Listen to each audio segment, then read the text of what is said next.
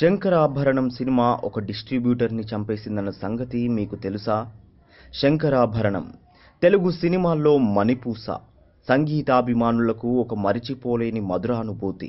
కళాత్మక దర్శకుడు కె. విశ్వనాథ్ దర్శకత్వం వహించిన చిత్రాల్లోకెల్లా అపూర్వమైన, అద్వితీయమైన సినిమా.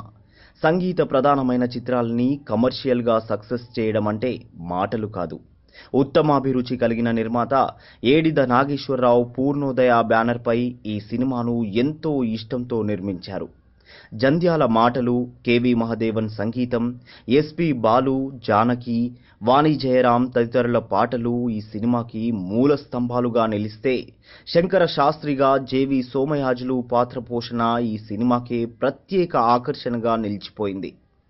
తెలుగులో ఈ సినిమా రిలీజ్ అయిన కొద్ది రోజుల వరకు జనం పెద్దగా పట్టించుకోలేదు.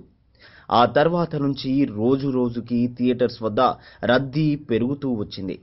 చివరికి కమర్షియల్గా ఈ సినిమా పెద్ద సక్సెస్ సాధించింది. మరి ఇలాంటి అద్భుతమైన సినిమా ఒక డిస్ట్రిబ్యూటర్ని చంపడమేంటని ఆశ్చర్యపోతున్నారు కదా? ఆ విషయం దగ్గరికి వద్దాం. శంకరాభరణం తెలుగులో సాధించిన అద్వితీయమైన విజయాన్ని గమనించిన ఒక మలయాళ ప్రొడ్యూసర్ దీన్ని మలయాళంలోకి అనువదించాడు. కేవలం మాటల్ని మాత్రమే అనువదించి పాటల్ని యథాతథంగా తెలుగులోనే ఉంచేశాడు.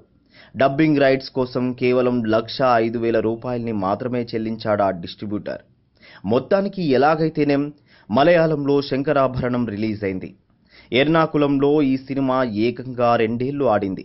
ఇంతకీ ₹1,75,000 పెట్టుబడితో రిలీజ్ అయిన ఆ సినిమా కేరళలో ఎంత కలెక్ట్ చేసిందో తెలిస్తే అందరూ షాక్ తినాల్సిందే.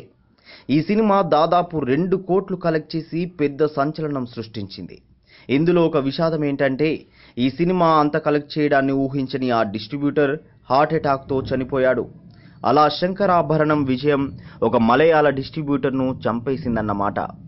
ఈ వీడియో మీకు నచ్చితే ఇతరులకు షేర్ చేయండి. ఇలాంటి మరిన్ని ఇంట్రెస్టింగ్ టాపిక్స్ని మీ ముందుకు తెచ్చేందుకు మా యూట్యూబ్ ఛానల్ని సబ్స్క్రైబ్ చేయడం మాత్రం మరవకండి. Thanks for watching.